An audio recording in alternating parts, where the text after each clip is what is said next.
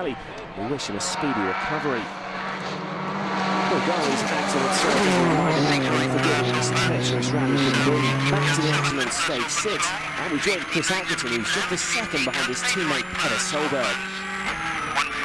Oh, but a misjunction there, and watch the clock as the seconds tick away before he can rejoin the stage. Almost a 3-point turn there as he has to get back in the right direction. He's clearly not happy. But eventually back on the stage. But look at that, over 21 seconds lost, and combined with the lost momentum, it equates to a second in around half a minute. Gigi Ghali, meanwhile, was struggling to find his rhythm earlier, but he's shown good speed in this second loop. He's a bit fastest on the previous test and is pushing hard again here in stage 5.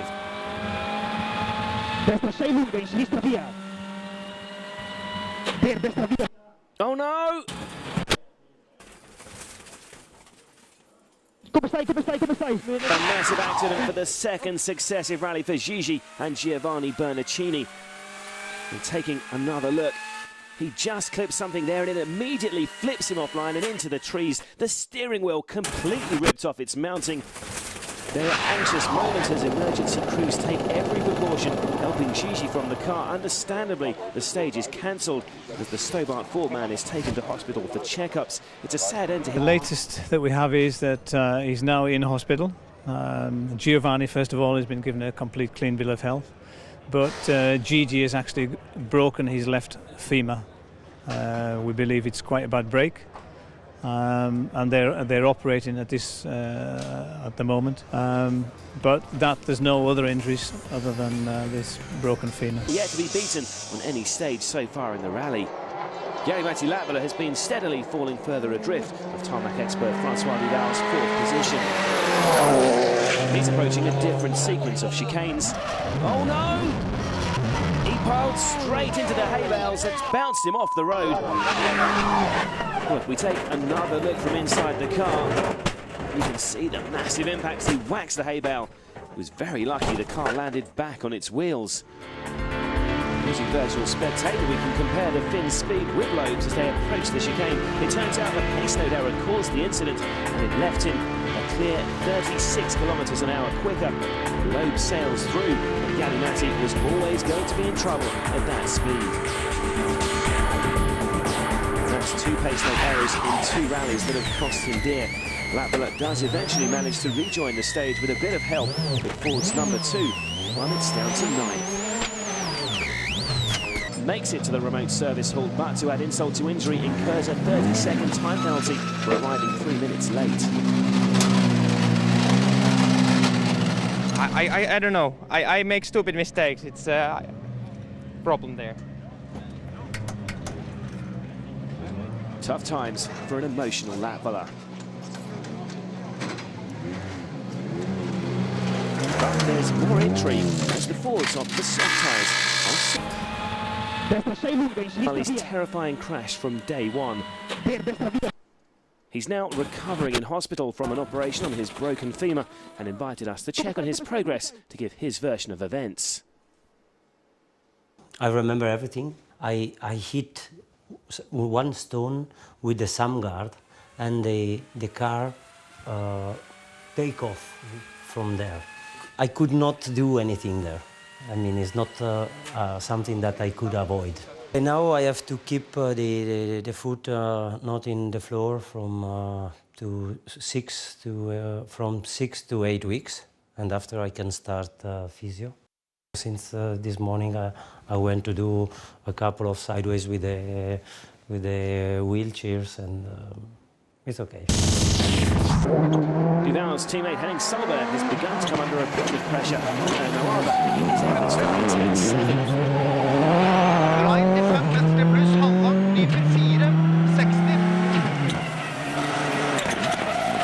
Oh, but he's clouted the Armco there.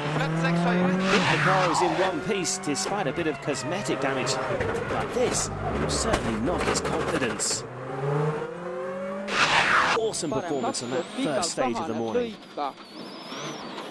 Oh, but a big impact there, and that's brought the Estonian to a halt immediately.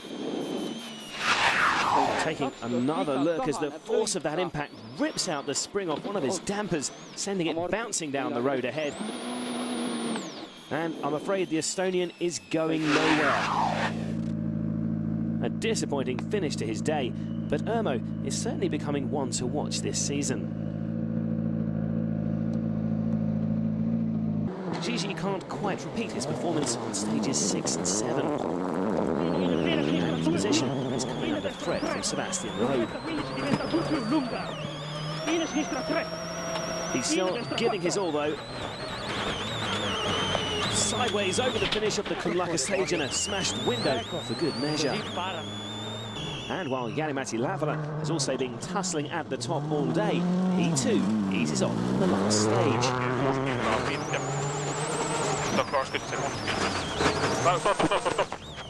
Jari-Matti actually parks up for a few seconds to ensure he finishes the day where he wants.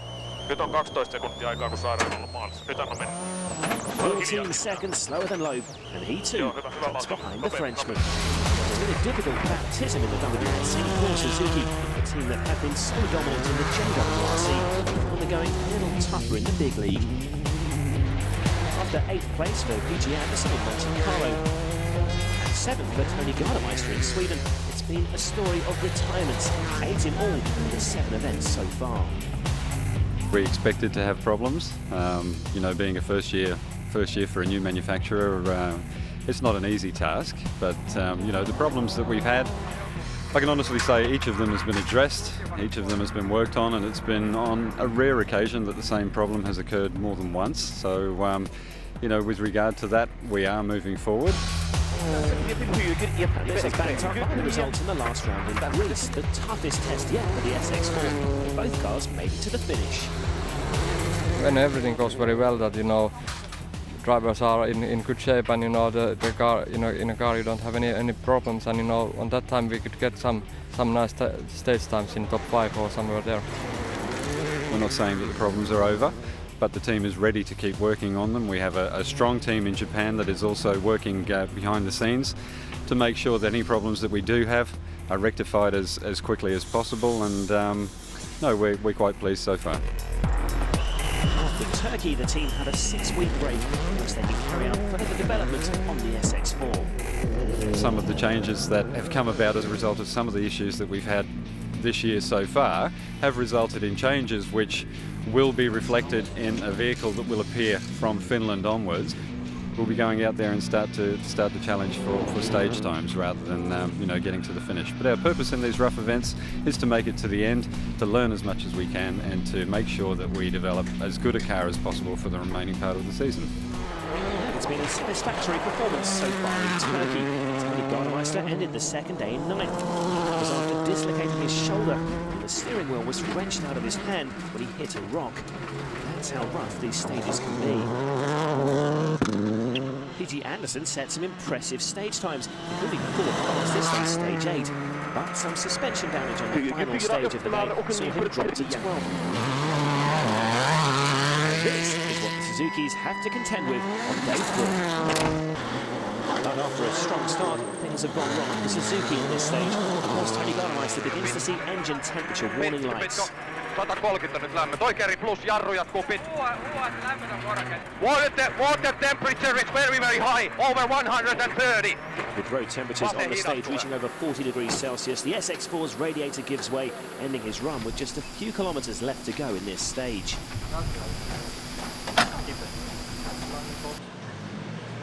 It's all quiet at the Suzuki service area, as their cars are still stuck out in the stages. A disappointing end to the day for the two drivers who were doing so well for us, and the SX4 World Rally car, after its performance yesterday, was going so well. So we just have to wait until the cars get back here, have a look at them, find out what went wrong, and go from there.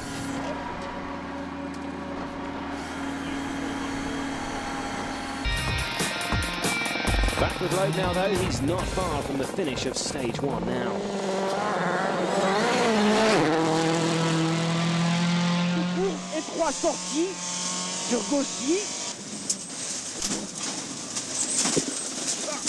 Whoa! Up on 2 wheels briefly there. taking another look from our eye in the sky here, you can see this was a very lucky escape for the Frenchman. That could so easily have been game over.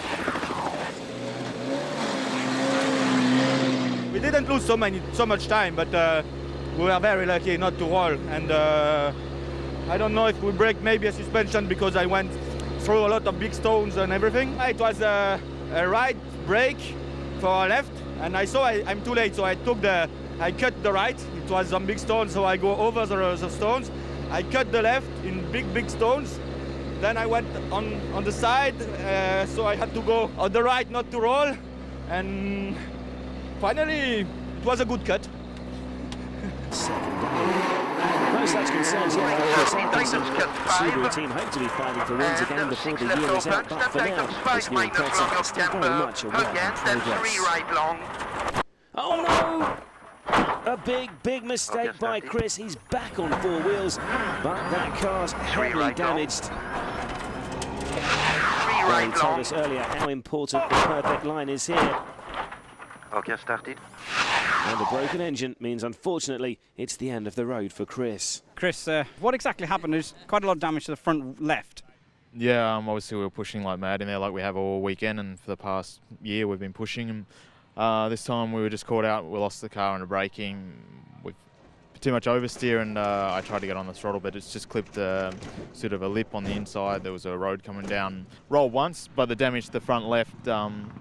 Looks like it's done some damage to the engine or the oil cooler, and she stopped about a K from the finish. After all the plotting and tactics then, it all comes down to the 5 stages of day 3. Now it's time for Sebastian to make his tactics count. He has 4 seconds to make up to catch his championship rival Kiervanen.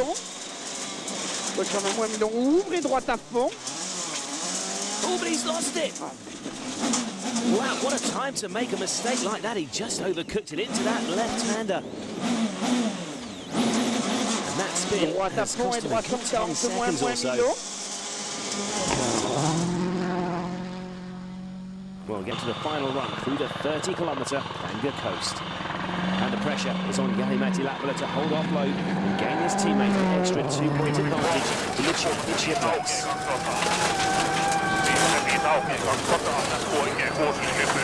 Big slide here for Jari-Matti. Oh, a final stage disaster for the 23-year-old. He's hit a rock. The damage sustained looks serious. Late drama here for the 14. This could be a huge blow for their manufacturer championship hopes. He tries to continue, but he's hit the rock again. This time he's going nowhere and is quickly out of the car to warn Kiervanen about the offending rock. And Mikko will be disappointed to see his teammate stranded at the side of the road. It seems that life is getting really hard for me because this was third accident in a row. So I can only say I'm very sorry what I have done. Further back, Francois Duval is also in the position. Sur long droite 60 tenir, ferme 43. Oh, but he's on 2. It's more bad news for the Ford camp on an eventful stage 15. The Belgian is also out of the rally. Mikko Kiervanen, meanwhile, is fighting towards the finish. The end is in sight for what would be a vital victory, but clouted the back there. That was dangerous, and he may not be out of trouble yet. The car looks to be riding low at the right rear there.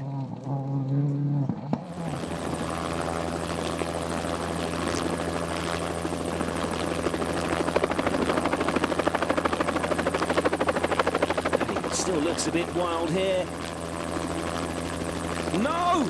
This is unbelievable. The rally leader has spun just when we thought nothing else could happen. A late nightmare for Kiervanen here. He picked up a puncture with that collision, which caused the spin. You can see the stop clock showing the time he's losing. From a Ford 1-2 at the start of the stage, it's a Citroën 1-2 at the end of it. What must be going through Mikko's mind now?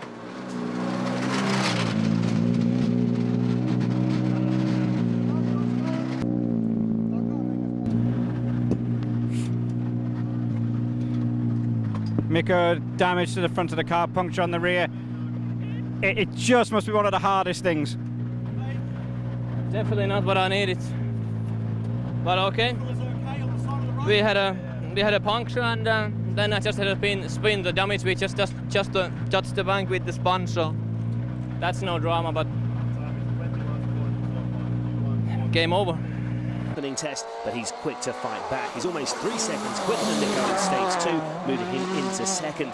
He's flat out again here in Avalara. Mark Marty busy feeding him information about the many upcoming corners. Oh no! He's lost it under braking and comes very close to rolling the car. He slammed it into the bank, and Danny and Mark Marty are straight out to assess the damage. They don't even attempt to try and drive the C4. Looking at it from inside the car, you get a better idea of the force involved. And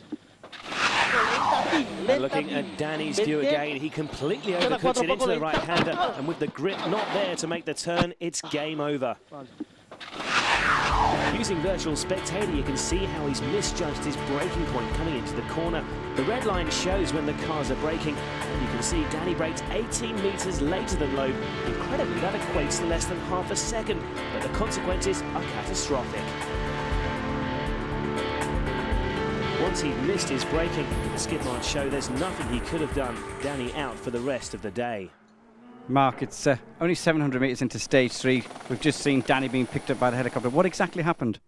It was on the braking for this right corner, and it was a little bit bumpy, and we lose the braking, and we hit on the front left wheel. Danny, tell me what happened on stage 3. We had make a mistake in the first kilometer of the start 3. And I brake too late at the end of the zone, very fast zone, and I braked too late and I blocked the wells, and I hit a stunt in the corner. No. Flat out, amazing reactions from Petter. Britain's Matty Wilson has just moved into the points after stage 2. 3 plus in. Max left, 30, keep right. Oh, but he becomes the 4th driver to have a moment. Wilson's Ford Focus sustaining heavy damage with that impact, and he slips down to 13. Henning Solberg is another to suffer on these Corsican roads. A puncture on stage 6, forcing him to stop to change the tyre. To make matters worse, the car fell off the jack, losing the pair even more time. He lost a massive 4 minutes and was overtaken by Matthew Wilson at the stage. Are about to get underway as we saw on day 1. These second passes can be very dirty and slippery. Tony Gardemeister has to find a terrible pole. Another strong display for Suzuki, who begins stage 11 running in 8th place. Ja oikea roiku 6, pitkä oikea eri kireä, But there's a problem for the Finn here though. 120. Tony reduced to crawling through the stage.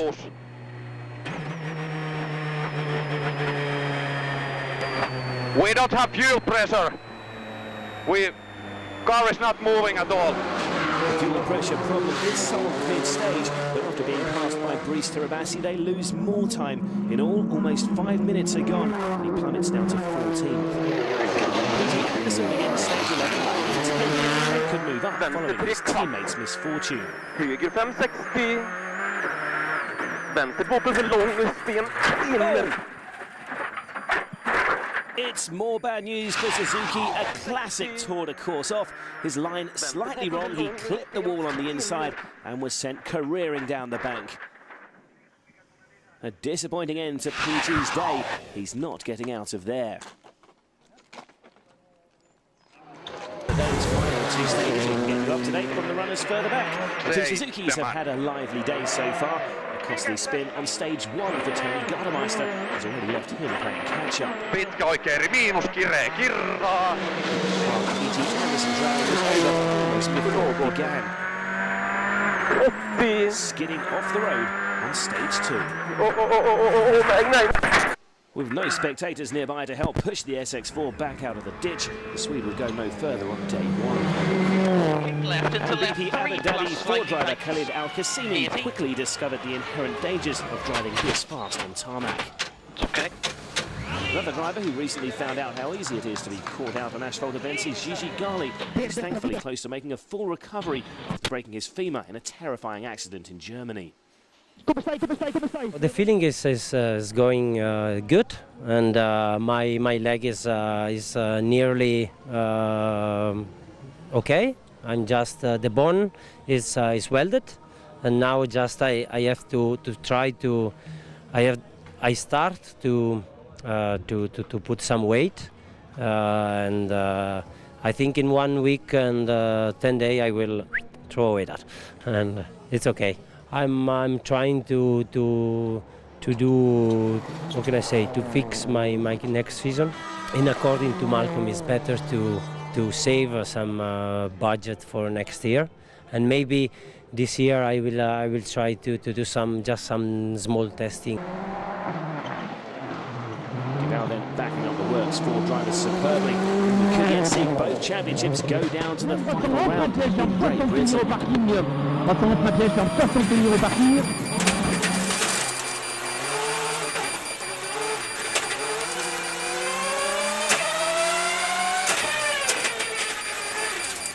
Oh, but he's off!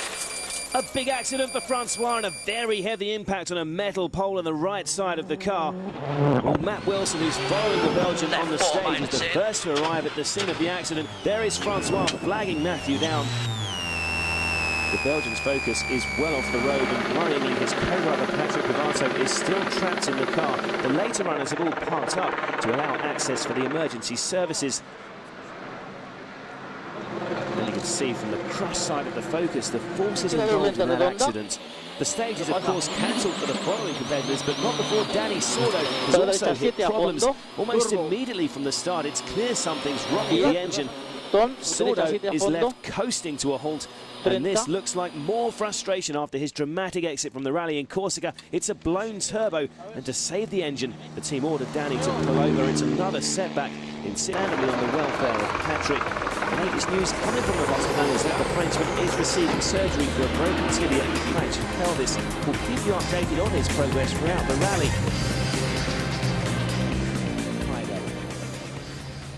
It's beginning to bite. It's been a terrific day's driving from Suzuki's QT Anderson.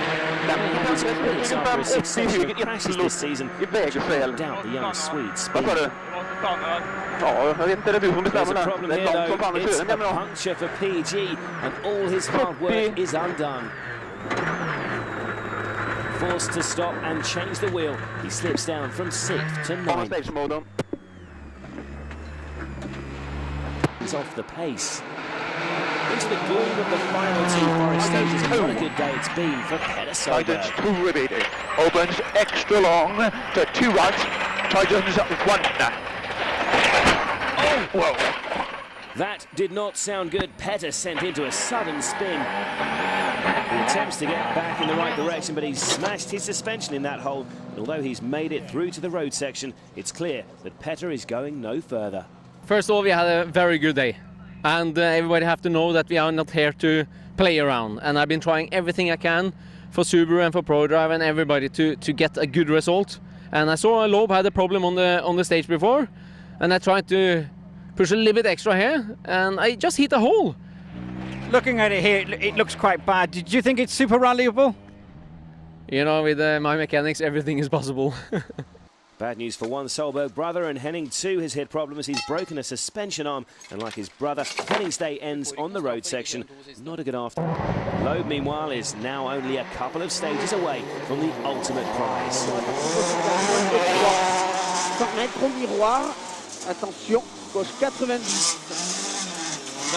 Oh, but a spin for Sebastian. Has the pressure finally got to him?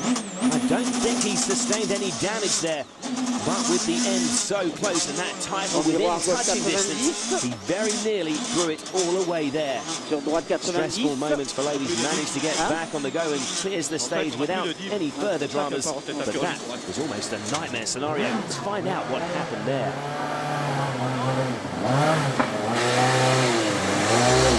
I think I lost the differential because all the electronic fall down because of the water, and in the straight the car was starting like this and spin. Lukas jarrukuus. Nyt vasenlaita 3 oikein nopea tiukka vesi. Ja nyt Lukas jarru 8. Whoa! It's a disaster for Ford, a roll there for Mikko. He's flipped the car onto its roof. Over, please. The marshals quickly coming to aid the stricken Focus. The car is back on four wheels without too much drama. Let's take another look at that, a very strange incident. Mikko just seemed to lose the back end of the car when he hit the water splash at speed. It spun the car off to the left, and after clipping the bank, he's flipped it up onto the roof.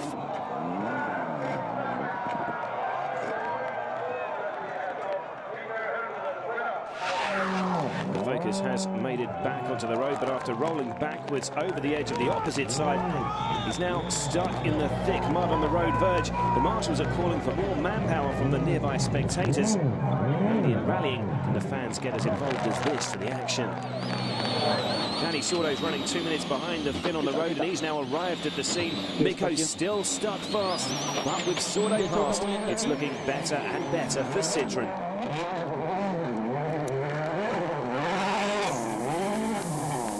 Using Virtual Spectator, we can attempt to analyse what went wrong there for Mikko by comparing the Finn's approach speed to Loeb's as they arrive at the water splash. The red lines will indicate when they apply the brakes, and Mikko is 18 kilometres an hour faster than the world champion when they reach the water splash.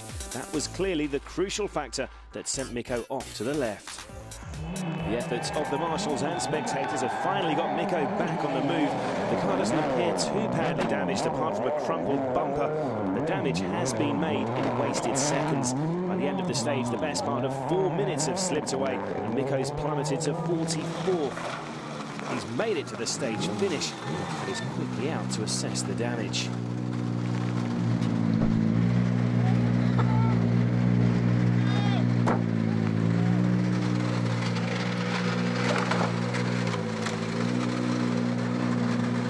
Did you just get caught out by the water? Yeah, I did. Now it happens, in the last rally. Jari-Matti's time was so impressive he could even challenge the leading pair here. Rosberg has fallen back with a spin, and there could be a problem for Ogier too. He's got a gear selection problem. And now he's slid off too near the end of the stage. He's stuck in gear and can't get going. Devastatingly, Ogier drops from first to 8th. It would be understood if Francois Duval opted for a steady approach following his accident in Japan. He's clearly still attacking.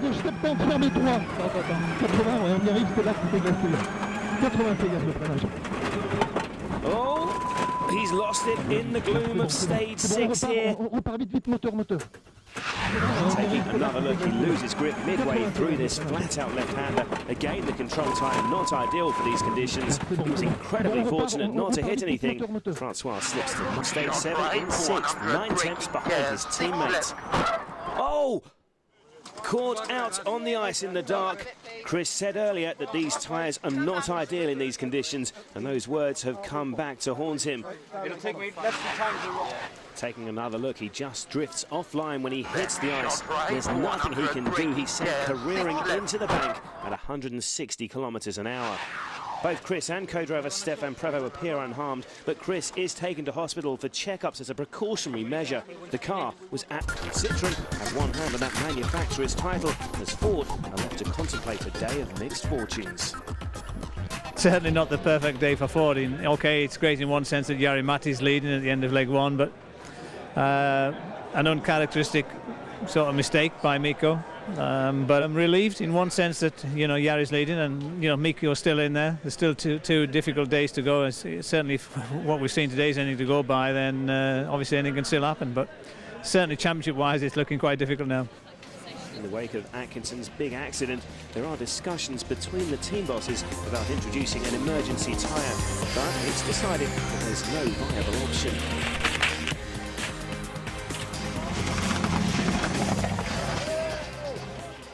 Wales Rally GB 2008 Day 2, the longest day of the event at 129 kilometres. 3 stages repeated, starts with a Resolven, a classic stage, very fast, sort of open forestry. Then a long drive up to Mid Wales and on to the top of the military ranges on Epint, and you've got the halfway and Crookham stages. 2 classic stages been used before, but this year in the opposite direction to last year. Then a long drive back down to Cardiff and into the Millennium Stadium for the Super Stage. With Before we rejoin the fight at the front, let's run you through some of the action further back. Former leader Sebastian Ogier had hoped to move back up the leaderboard this morning. He started down in 9th. The icy conditions on stage 9, though, soon ended his run. 50 mètres au frein droite sans moins. Et voilà. Taking another look, you can see him lose control when he hits a patch of black ice. From that moment on, he was a passenger. We've seen plenty of offs today. Routenback was another to be caught out at exactly the same corner. 70 down. Late, 2. Whoa. And the same corner also ends the day for PWRC driver and two-time British champion Mark Higgins. That mistake severely denting his hopes of another national championship. Higgins again! While the ever-helpful British fans then using a tug-of-war technique to drag his car from the ditch. Mats Osberg's fine run is over, meanwhile, after sliding off the road early on the day's penultimate test. Hey YouTube, thanks for watching. If you're interested in more content like this, check out our back catalog of videos. We have hours and hours and hours of compilation videos, podcasts where you'll get news, you'll get my opinion on certain things, which who doesn't want to hear that? Check it out. If you would, like, subscribe, turn on notifications so you don't miss any of our future uploads. We will be making more videos like this one. So, if you're interested, turn on notifications, like, subscribe, the works. And I appreciate it. You guys are awesome. Thank you so much for watching. God bless. Love you. Peace.